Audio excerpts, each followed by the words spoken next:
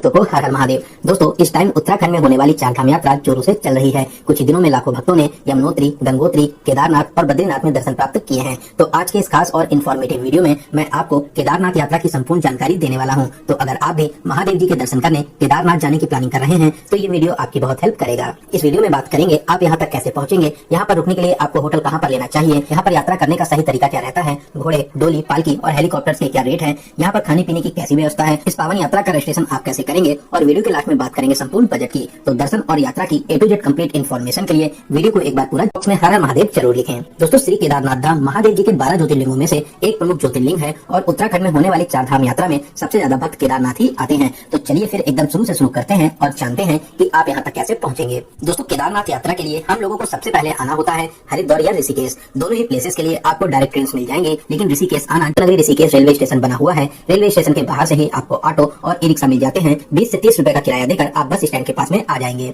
दोस्तों, आप कोशिश करिए कि शाम को 6 बजे तक ऋषिकेश आ जाइए और आने के बाद तुरंत ही नेक्स्ट मॉर्निंग वाली बस की बुकिंग कर दीजिए। केदारनाथ के लिए बसें सुबह 3 बजे से शुरू हो जाती हैं और लास्ट बस आपको सुबह के 9 से 10 बजे तक ही मिलती है। तो जैसे ही आप ऋषिकेश आइए, नेक्स्ट मॉर्निंग के लिए अपनी बस की बुकिंग करें। सीतापुर, सोनप्रयाग या गौरीकुंड तक टाइम से पहुंच जाएंगे। बस में आपसे इस 220 किलोमीटर दूरी के लिए 500 रुपए का चार्ज करते हैं। वहीं अगर रास्ते में देवप्रयाग में भागीरथी और अलकनंदा का अद्भुत संगम भी देख सकते हैं। यहीं से मां गंगा की पावन यात्रा शुरू होती है। फिर श्रीनगर होते हुए आप मां धारी देवी जी के भी दर्शन कर सकते हैं। बहुत ही अद्भुत और अलौकिक मंदिर है। अलकनंदा नदी के बीचों बीच ये प्यारा सा मंदिर स्थापित है। फिर आप रुद्रप्रयाग, अगस्त्यमुनि, गुप्तकाशी, फाटा होते हुए बहुत ही शानदार सफर पूरा करके सीतापुर तक पहुंच जाएंगे। यहीं पर बस स्टैंड बना हुआ है, बस वाले आपको यहीं पे ड्रॉप कर देते हैं। वहीं अगर आप कार से आते हैं तो सीतापुर से 1 किलोमीटर आगे सोनप्रयाग है। सोनप्रयाग में ही मल्टी लेयर कार पार्किंग बनी हुई है, आप यहाँ पर अपनी कार को पार्क कर सकते हैं। तो सीतापुर पहुँचने के बाद में 1 किलोमीटर पैदल चलकर अब हम लोग आ जाएंगे सोनप्रयाग। तो चलिए अब हम लोग बात करते हैं रुकने के लिए होटल आपको कहाँ पर लेना चाहिए। दोस्तों, ऐसे तो आप सीतापुर या सोनप्रयाग में भी रुक सकते हैं। यहाँ पर आपको 2000 से 2500 के बजट में एक डबल बेडरूम मिल जाएगा। लेकिन यहाँ पर रुकने से सुबह सुबह आपको लाइन में लगना होता है। लाइन में लगकर ही आपको गौरीकुंड के लिए बुलेरो मिलती है। साथ ही साथ लाइन के माध्यम से ही आपका रजिस्ट्रेशन भी स्कैन होता है। आप जितना लेट होते जाएंगे लाइन आपको उतनी ज्यादा लंबी मिलेगी। तो आप ये मान लीजिए कि 1 से 2 किलोमीटर तक की आपको लाइन यहाँ पर देखने को मिलती है। तो सबसे अच्छा रहता है कि आप जब भी सीतापुर या सोनप्रयाग पहुंचे तुरंत ही आप गौरीकुंड के लिए निकल जाइए। दोपहर और शाम को यहाँ पर लाइन खत्म हो जाती है तो आपको आराम से बुलेरो मिल जाएंगे। सोनप्रयाग से गौरीकुंड की दूरी लगभग 6 किलोमीटर की रहती है। बुलेरो वाले आपसे फिक्स 50 रुपए का चार्ज करते हैं। तो बुलेरो का शानदार सफर पूरा करके अब हम लोग पहुंच चुके हैं गौरीकुंड। गौरीकुंड में रुकने की बात करें तो यहाँ पर बहुत से होटल्स, होम स्टेज और लॉज बने हुए हैं। 2000 से 2500 के बजट में आपको डबल बेडरूम मिल जाएगा। रात में अपने होटल में आराम करने के बाद सुबह सुबह इस पावन यात्रा को शुरू करेंगे। दोस्तों, गौरीकुंड में पवित्र गर्म कुंड है। आप अगर चाहें यहाँ पर स्नान कर सकते हैं। पास में ही गौरी माता का प्राचीन मंदिर भी बना हुआ है। यहाँ पर आशीर्वाद प्राप्त कर इस पावन यात्रा को शुरू कर सकते। पार करते हुए जैसे ही हम लोग आगे बढ़ते हैं यहीं पे पड़ता है घोड़ा पड़ाव। अगर आप घोड़े से इस यात्रा को पूरा करना चाहते हैं तो घोड़े वाले गौरीकुंड से केदारनाथ बेस कैंप तक के लिए आपसे 3200 रुपए का चार्ज करते हैं। वहीं अगर आप पैदल जाते हैं और रास्ते में घोड़ा करना चाहते हैं तो रास्ते में भी आपको घोड़े वाले मिल जाते हैं। दूरी के हिसाब से आप रेट कम ज्यादा कर सकते हैं। वहीं पालकी की बात करें तो 90 किलो वजन तक के लिए 8000 रुपए का चार्ज करते हैं। 90 किलो से वजन ज्यादा है तो 9000 से 10000 रुपए का चार्ज करते हैं। वहीं अगर आप यहाँ पर बास्केट या डोली करना चाहते हैं तो 25 किलो वजन तक के लिए 4000 से 5000 रुपए और 50 किलो वजन तक के लिए 8000 रुपए का चार्ज करते हैं। इससे ज्यादा वजन के लिए 9000, 10000 या 11000 रुपए तक का चार्ज करते हैं।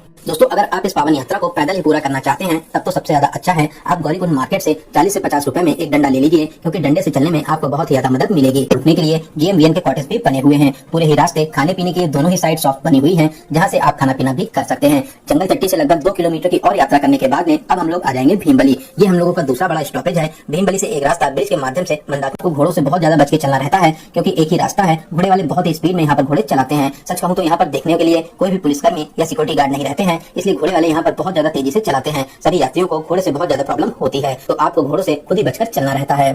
तो भीमबली से लगभग 1.5 किलोमीटर की और यात्रा को पूरा कर अब हम लोग आ जाएंगे रामबाड़ा। 2013 की आपदा से पहले ये एक गांव था, लेकिन आपदा आने पर ये पूरी तरह नष्ट हो गया। रामबाड़ा से पुल के माध्यम से मंदाकिनी नदी को पार करके अब हम लोग दूसरी साइड आ जाएंगे। दोस्तों, रामबाड़ा के बाद ही ज्यादा चढ़ाई देखने को मिलती है। यहाँ पर एकदम खड़ी चढ़ाई रहती है। आप आराम करते हुए ही इस चढ़ाई को चढ़िए, वरना आप बहुत ही जल्दी थक जाएंगे।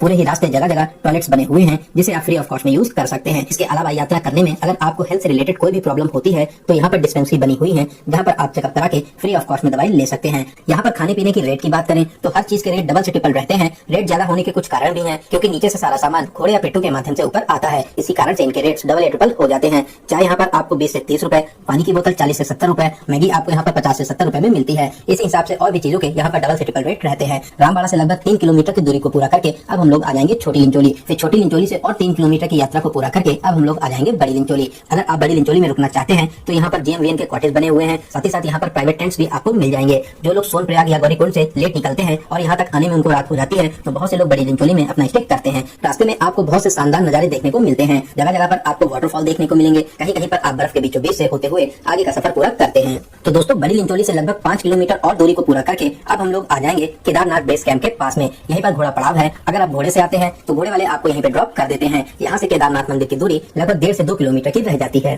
तो चलिए केदारनाथ बेस कैंप तक पहुंचने के बाद में अब हम लोग बात करते हैं यहाँ पर रुकने की क्या व्यवस्था है। दोस्तों यहाँ पर रुकने के लिए आपको बहुत से टेंट और कैंप्स मिल जाएंगे, या आप पहले से GMVN के टेंट्स या क्वार्टर्स की ऑनलाइन बुकिंग भी कर सकते हैं। GMVN की ऑफिशियल वेबसाइट से आप इसकी बुकिंग कर सकते हैं, ये सबसे अच्छा ऑप्शन रहता है। वहीं GMVN के नंदी कैंप टेंट कॉलोनी में आपको ऑफलाइन टेंट भी मिल जाते हैं। 600 रुपए पर बेड के हिसाब से इनके चार्जेस रहते हैं। इसके अलावा यहाँ पर और भी बहुत से प्राइवेट टेंट्स भी लगे हुए हैं। यहाँ पर इनकी स्टार्टिंग 400 रुपए से हो जाती है। 700 रुपए तक के बजट में आप एक अच्छा सा टेंट ले सकते हैं। वहीं अगर आप मंदिर के पास में रुकना चाहते हैं तो यहाँ पर कुछ होटल्स भी बने हुए हैं, जहाँ पर 1000 से 1500 के बजट में एक बेड आपको मिल जाएगा। इसके अलावा अगर आप रुकते हैं तो 8000, 10000 या 15000 तक के बजट में आप एक बड़ा सा हॉल भी ले सकते हैं।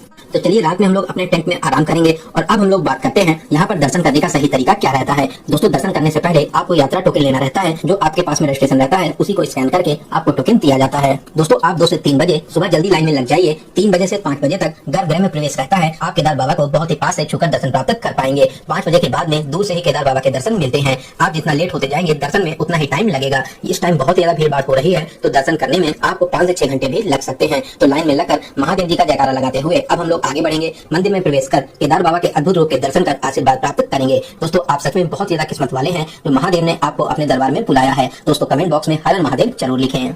वहीं अगर आप VIP दर्शन करना चाहते हैं तो मंदिर परिसर में काउंटर बना हुआ है। 1100 रुपए में आपको टोकन मिल जाता है। मात्र 15 से 20 मिनट में आप बहुत ही आराम से केदार बाबा के दर्शन प्राप्त कर लेंगे। तो केदार बाबा के दर्शन करने के बाद में मंदिर के पीछे रखी भीमशिला के दर्शन जरूर करें। 2013 की आपदा में इसी पवित्र भीमशिला ने मंदिर को सुरक्षित रखा था। इसके अलावा मंदिर के आसपास जितने भी होटल, धर्मशाला और जितना कुछ बना था सब कुछ तबाह हो गया, लेकिन मंदिर को जरा से भी खरोच नहीं आई। इसी से आप भगवान के होने का एहसास कर सकते हैं। तो आप इस पवित्र भीमशिला के दर्शन जरूर करें।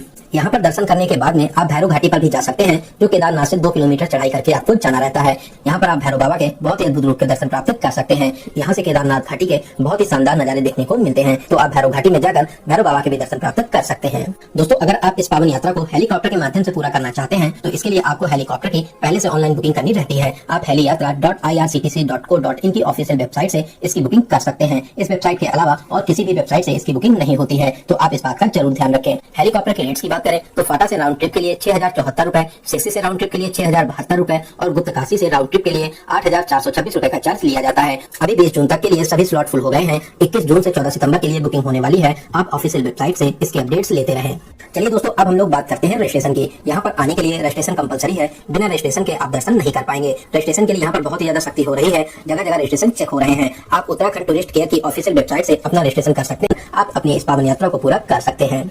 वहीं अगर आप on the spot offline registration कराना चाहते हैं तो आप हरिद्वार में करा सकते हैं। इसके अलावा ऋषिकेश में भी आप अपना ऑफलाइन रजिस्ट्रेशन करा सकते हैं। बस स्टैंड के पास में ही रजिस्ट्रेशन काउंटर बना हुआ है, जहाँ से आप अपना रजिस्ट्रेशन करा सकते हैं। लेकिन यहाँ पर बहुत ज्यादा भीड़ भाड़ होती है, तो सबसे अच्छा रहता है आप पहले से ही ऑनलाइन रजिस्ट्रेशन अपना करा के आए, जिससे आपको यहाँ पर कोई भी प्रॉब्लम ना हो। चलिए दोस्तों अब हम लोग बात करते हैं कि यहाँ पर आने के लिए आपको कितने दिनों का प्लान करना चाहिए। दोस्तों आप 5 डेज और 4 नाइट का प्लान बना सकते हैं। इतने टाइम में आप बहुत ही अच्छे से केदारनाथ यात्रा को पूरा कर लेंगे। लेकिन मैं आपको एडवाइस करूंगा आप 1 दिन एक्स्ट्रा लेकर जरूर चलें, क्योंकि यहाँ पर कभी कभी घंटों तक का जाम लग जाता है, या इसके अलावा किसी कारण से यात्रा को बंद भी कर दिया जाता है। तो आप 1 दिन एक्स्ट्रा लेकर जरूर चलें। दोस्तों इस पावन यात्रा को पूरा करने में आपको बहुत सी प्रॉब्लम्स भी हो सकती हैं, तो आप अपने साथ में कुछ जरूरी सामान जरूर रखें। आप अपने साथ में मेडिसिन जरूर लाएं। इसके अलावा umbrella, raincoat, torch, power bank, गर्म कपड़े जैसे स्वेटर, जैकेट, ग्लव्स, टोपी, इसके अलावा dry fruits, pain killer, pain remover gel भी जरूर रखें। ये सभी आइटम्स आपकी बहुत ज्यादा हेल्प करेंगे। तो चलिए दोस्तों अब हम लोग बात करते हैं सबसे जरूरी क्वेश्चन, बजट की। कितने बजट में आप इस पावन यात्रा को पूरा कर लेंगे। दोस्तों अगर आप ऋषिकेश से बस के माध्यम से आते हैं और इस पावन यात्रा को पैदल पूरा करते हैं, साथ ही साथ केदारनाथ में टेंट में स्टे करते हैं, तो आप मान के चलिए कि 7000 से 8000 प्लस ट्रेन टिकट पर पर्सन के बजट में बहुत ही अच्छे तरीके से इस पावन यात्रा को पूरा कर लेंगे। वहीं आप अगर घोड़े, पालकी या पिट्ठू से आना चाहते हैं, इसके अलावा अगर आप हेलीकॉप्टर के माध्यम से इस पावन यात्रा को पूरा करते हैं, तो फिर जैसा आपका बजट हो उस हिसाब से आप इस पावन यात्रा को पूरा कर सकते हैं। तो दोस्तों यहाँ पर मैंने आपको केदारनाथ यात्रा से रिलेटेड हर एक छोटी बड़ी जानकारी को बहुत ही अच्छे और सही से देने की पूरी कोशिश की है। अगर फिर भी आपके कोई क्वेश्चन रह जाते हैं तो आप हमें कमेंट के माध्यम से पूछ सकते हैं। बहुत जल्दी आपके कमेंट का रिप्लाई दिया जाएगा। दोस्तों आप इस वीडियो को कहां से देख रहे हैं और आपको ये वीडियो कैसा लगा कमेंट बॉक्स में जरूर बताइएगा। दोस्तों अगर आपको वीडियो अच्छा लगा हो तो अपने एक लाइक से हमें मोटिवेट जरूर करें। साथ ही साथ अपने सभी फ्रेंड्स और रिलेटिव में जरूर शेयर करें। अगर अभी तक आप अपने चैनल यात्रा मित्र से नहीं जुड़े हैं तो प्लीज चैनल को सब्सक्राइब जरूर करें। साथ ही साथ बेल आइकन प्रेस करने के बाद में ऑल नोटिफिकेशन को जरूर क्लिक करें, जिससे भविष्य में आने वाले वीडियोस आपको आसानी से मिल सके। तो चलिए दोस्तों, अब मिलते हैं किसी ऐसे इन्फॉर्मेटिव वीडियो में। तब तक आप अपना और अपने परिवार का बहुत ज्यादा ख्याल रखें। आपकी यात्रा सफल, सुगम और मंगलमय हो। जय हिंद, जय भारत, हर हर महादेव।